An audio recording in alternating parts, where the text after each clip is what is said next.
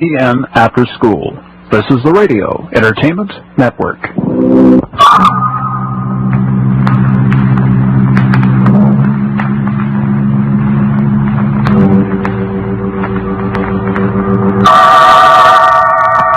Inner Sanctum Mysteries.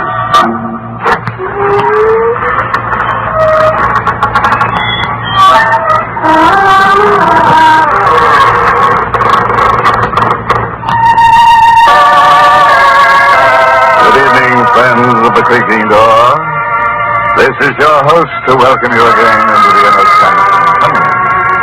Come on in. No, please don't stand on ceremony. We're all informal here. No ties, no collars. In some cases, no hair. Now, that doesn't mean we're complete bores, though. We study our Emily ghosts faithfully. You wouldn't catch one of us eating his teeth with a knife. Oh, no. We've been caught with knives before. Sowing, you might say, our wild throats.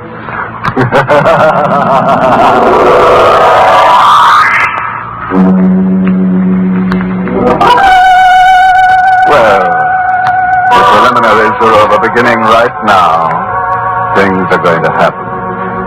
So sit up, draw a deep breath, and lend us an ear. We've got to get our teeth into something.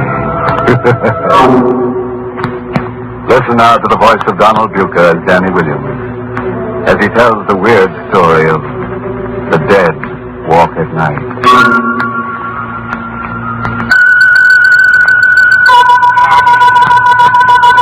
Where are you? Danny! There it is again. Danny! My uncle calling to me, just as he used to when I was a boy. My blind uncle tapping his cane and calling. Danny, where are you? He's dead. I wish I could join him. I've tried to 1,000 times, but they've always prevented me. Tap it. It goes on incessantly. It never stops. Even when I sleep, I hear it every minute, every second. Sometimes soft. I can thunder. Can't you stop it? Can't you give me 1 minute, please? Why don't you stop it, you blind old fool? Leave me alone! Haven't you done enough? Leave me alone!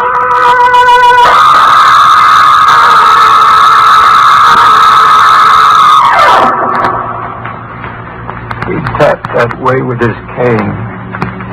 On the night I decided to kill him. We were in his room in the big house where we lived together. I've been living with him since I was 14 years old. For 10 years I've been his companion, his nurse, his servant, his slave. On the night I was going to kill him, I slipped a length of strong cord into my dinner jacket. He was totally blind. Had been for 30 years. Yet, strangely enough, he could see.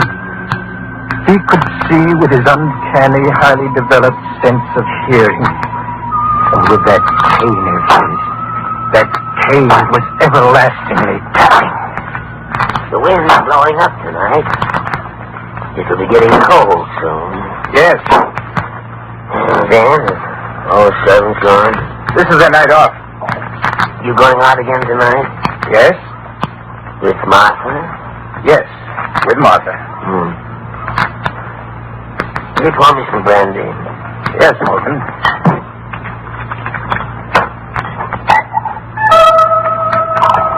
I poured out the drink.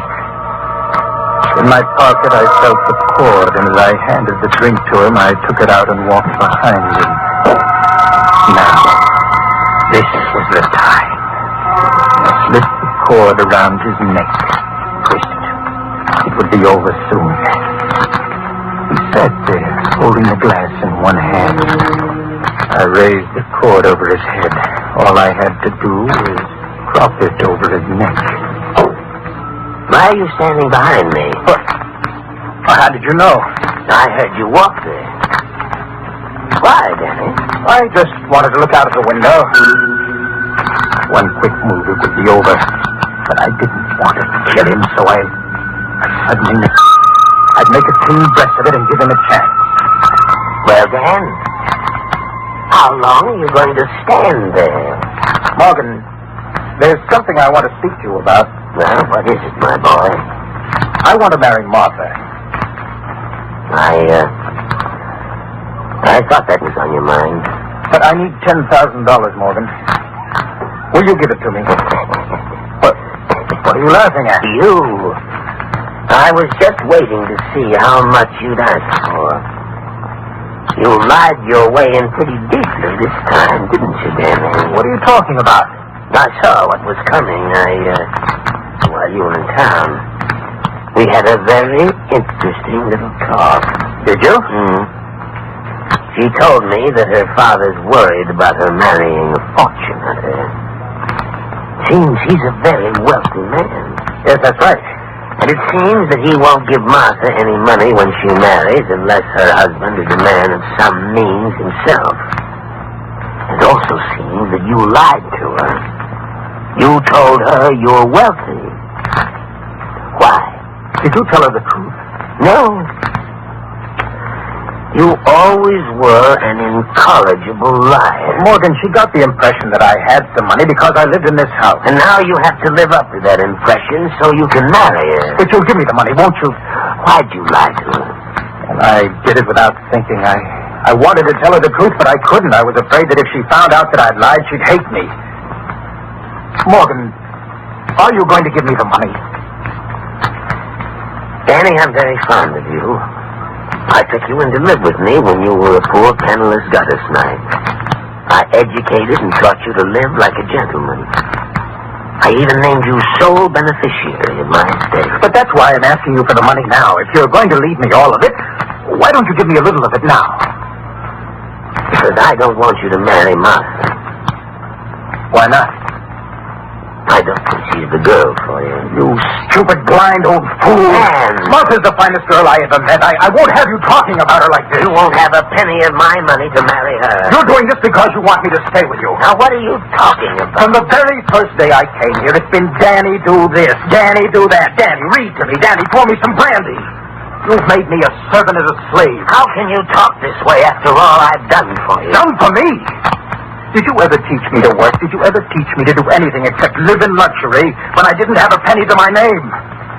You made me someone who's of no earthly good to anything or anyone except you. Well, what are you going to do about it? Leave? No. I'm not going to leave Morgan.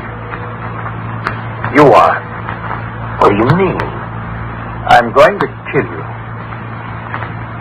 Don't be ridiculous, my boy. You'd probably make a bungling mess of it. I don't think so. You see, I planned it very carefully. Danny, if you think you can frighten me into giving you that money, you're quite mistaken. I don't intend to frighten you. I intend to murder you. You're not serious. Yes, I am, Morgan. Danny, you got up, I heard you. Yes. Now, don't lose your head. Perhaps we can come to some agreement. It's too late for that. Don't think you can stall me and then turn me over to the police. Danny, where are you? You'll know in a minute, Morgan. When you feel something on your neck. Oh! No. Let go of me. It'll be over in a minute. Let go of me, you idiot. Let go. Not now, Morgan. All right, Danny. I'll admit it. I wanted you to stay with me. I'm blind, old, alone, but I'll let you go. I'll give you the money you want. Only don't kill me. It's too late now. I know you and I don't trust your promises. I'll give you anything you want. You hear anything? Now, please, Dad. No, Morgan. Oh, if I could only see.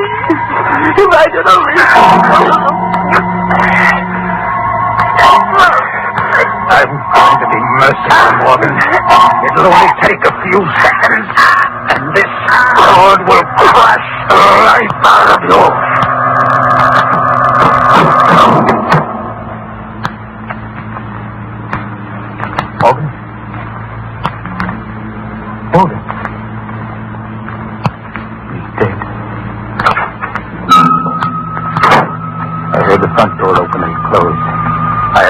Martha to come at 9 o'clock. I ran out of the room and looked down the long stairway. Hello, darling. Martha! Shall I come up? No, wait there. I'll come right down. All right. I rushed back into the room. My uncle was lying on the floor, the rope twisted about his neck, his face streaked with purple. I picked up the cane and began tapping on the floor. And I placed the cane near to him. I went back to the door again and called. Good night, Morgan.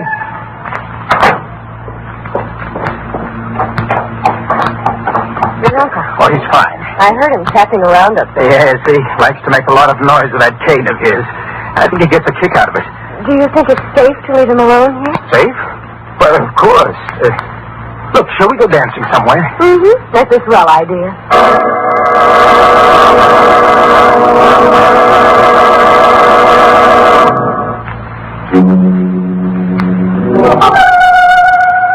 Well, friends, do you think Uncle Morgan will stay dead? Oh, you do? Well, that shows how much you know. On this program, the dead never stay that way. So get ready for the worst, because in the next few minutes, you're going to find corpses that walk in the dead of the night. Oh, yes. They do, all right. They do. Don't you worry. All right. Let's listen now to Donald Duke as Danny, as he finishes his story. It was easy to lie to the police. When Martha told them that she heard my uncle tapping in his room, I was cleared of all suspicion. I suggested that the murder was committed by some thief who broke into the house to rob it after we had left. The police agreed. I received the inheritance. And Martha and I planned to go to California to be married. I had lied my way out and fooled everyone. Everyone. Except myself. I knew what I'd done. I couldn't forget it. I became nervous and morose. And then came that last night before Martha and I were to go away. I was alone in the house, preparing to close it.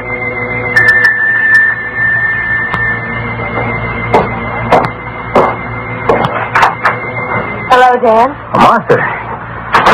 Well, it's so late I didn't expect you. I know, darling, but I was afraid to leave you alone in this huge old house. I decided to come over. Well, that's very sweet of you, darling, but there's nothing to worry about. You can't fool me. I've noticed how you were behaving these last few days. Have you? Ever since your poor uncle was killed, you haven't been quite yourself. Well, I suppose I have been a little upset. Oh, I'm glad you came, darling. Look, I can put you in the guest room next to my uncle's old room. That's the only one beside my own that hasn't been dismantled yet. Come on, I'll show you the way. All right. When we get to California and we're married, you'll forget all this. I hope so. What was that? I didn't hear anything. I thought I heard a noise. I was right. This old house is affecting you. Maybe. You know, Martha, last night I thought I heard him tapping with his cane. Did you? Well, it was just my imagination, I guess. I wonder. You know, darling, I had a rather strange dream about him. You did? I dreamed he came to me and told me he wasn't dead. Well, that's a crazy idea. Isn't it? But just suppose he wasn't dead. Well, that's impossible. I saw him dead with a rope around his neck. Did you? That's funny. I was with you to the morgue and I didn't see the rope. The police had removed it. Oh, yes. Yes, of course they had. But I saw those welts.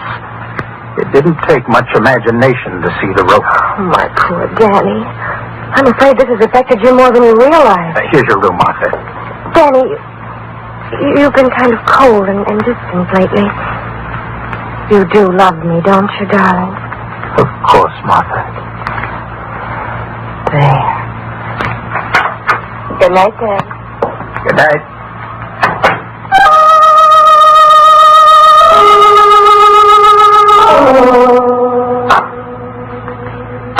I was awakened that night from a tortured sleep by a familiar sound. The sound of my uncle's cane tapping on the floor above me. At first I thought I was dreaming, but then I heard it again. It seemed to be coming closer, to be taking a familiar course. Yes, I had heard it 1,000 times when he was alive. That same nervous, rhythmic tapping. It was coming down the stairs. Tap, tap, tap. Down the stairs. Cautiously, carefully. It was on the landing now. Would it go down further, or would it turn as it had done so often to my room? It came closer. Closer. It was coming to my room. There could be no doubt about that. It couldn't be alive, and yet... It was knocking at the door. It took every bit of courage I had, but I went to the door and opened it. There on the floor outside my door was my uncle's cane. A throb of cold, icy terror shook me. I ran back into the room and, half insane with panic, I shouted, "Martha! Martha! Martha!" Daddy, what's the matter? Martha, darling. I must be going out of my mind. I saw... What did you see? That cane. That cane that you have in your hand. Put it down. I found it outside your door. I thought you'd misplaced it. No, that's my uncle's cane. That's the one he always used. But, Danny, there's no need to be so frightened of it. Why, you said it was going to hurt you the way you asked. Martha! Here, you hold it. No. Danny, you're terrified. What's wrong? What's happened? Martha, don't make me tell you. Don't. But what are you afraid of? That cane. Put it down. Throw it away. Cane? Throw it away. You don't know what you're saying. Oh, Martha, why do you keep pointing it at me? Why? Danny, you've got to tell me what's troubling you. I won't put it down until you tell me why you're afraid. Martha, for heaven's sake. You can trust me, Danny. I love you. Tell me what it is. Martha. What is it? No matter what it is, I'll always love you. Don't be afraid to tell me. I killed him. Your uncle? Yes. Why? For the inheritance. I didn't want you to know that I didn't have a cent. I asked him for the money, begged him for it. He sat there in his chair telling me I couldn't have a cent. He wanted to keep me here with him. I wanted to marry you. That's why I murdered him, Martha, because I love you. Do you understand? Yes. Oh, Martha. Martha, I knew you would. You'll stand by me, won't you? Why are you smiling that way? How much money did you inherit? $200,000 in this house. You'll transfer that money to me in the morning. When the house is sold, you'll turn over that money to me, too. If you don't, I'll tell the police what you just told me. Martha, I don't understand. I thought I was pretty clear. Oh, I see now. You think I'm too upset to manage the estate, and you want to take care of it for me until we're married. There isn't going to be any marriage. No marriage? No. Now that I can get the money without marrying you, there's no reason for me to tie myself down. Why should you want the money? Your father... He's been dead for 17 years. Martha, you told... You were lying to me. Yes, Daddy. But you were lying to me, so it comes out even. And stop cowering at this cane. There's nothing queer about it. I made that tapping noise tonight. I thought it would make you confess, and it did. This is a joke. It's a monstrous joke. I wouldn't think it was so funny if I were in your position. You know, the money isn't quite all. I can use you, Danny. I might need certain things done sometime. And if you'll remember that I can send you to the electric chair whenever I choose to, you'll do them. I see. The slave merely changes masters. Where are you going? Back to my room. Oh, no, you're not. Ben, let's go up I there. want to show you something, Martha. Something about this cane. You said there was nothing queer about it. Well, there is. Let me show you. You didn't know, did you, that if you press a button in the handle, the outer covering slips off, and you have a sword in your hand? A sword? Yes. Look. Yes. See? It's a sharp sword, forged in Italy during the Renaissance to be used by men with less conscience than I about murder. Dan, what are you going to do? I think you know. No, Dan, you can't. Did you think I would give you that money after I murdered a man to get it? I'll let you keep the money. You think I believe you? I know liars. I won't tell the police. I swear I won't. I'll do anything you say. I'll marry Do you you. think I'd marry you after I found out that your love was a lie? Do you think I'd let you live when I know you have a secret that can enslave me? No, Dan. Take that sword away. Don't do it. I love you. Liar. Dan, don't. Please. I beg you, I'll do anything you say. Don't.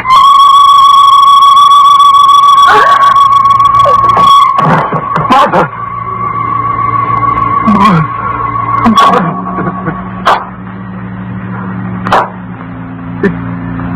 Then that I first began hearing in my mind that tapping, that incessant tapping of the chain.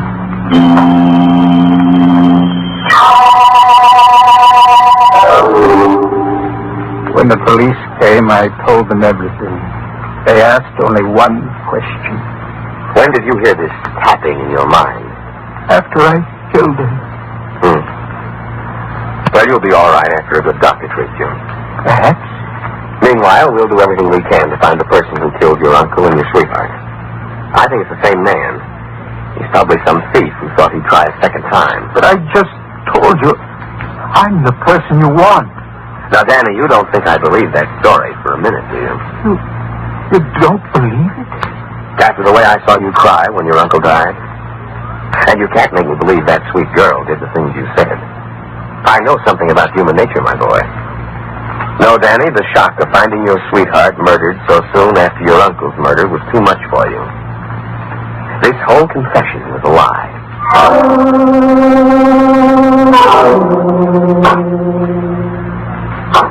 For 20 years now, I've been in this cell at the state asylum waiting to die. I who told the truth because I wanted to die. For 20 years, I've been hearing that tapping day and night every second. For 20 years, I've been hearing my blind uncle call me as he used to when I was a boy. Dan, where are you? Why don't you come to me, Dan?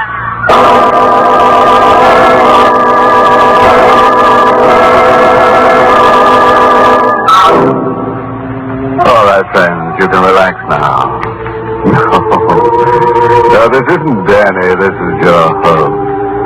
Our story's over and the porters are now mopping up. Well, I guess tonight's little story should teach you never to tell a lie. Lying leads to cheating, and cheating leads to murder. And murder leads to insanity, all of which are very bad habits to get into indeed.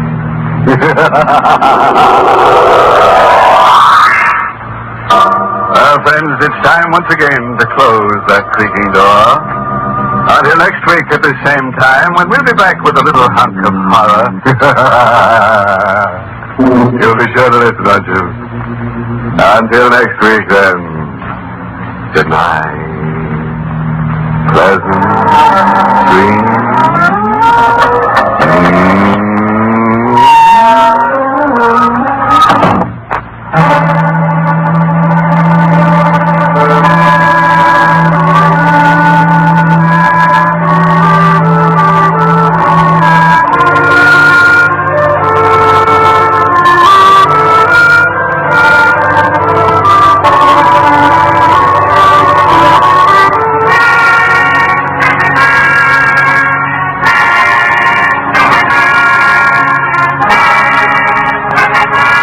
Inner Sanctum has come to you through the worldwide facilities of the United States Armed Forces Radio and Television Service.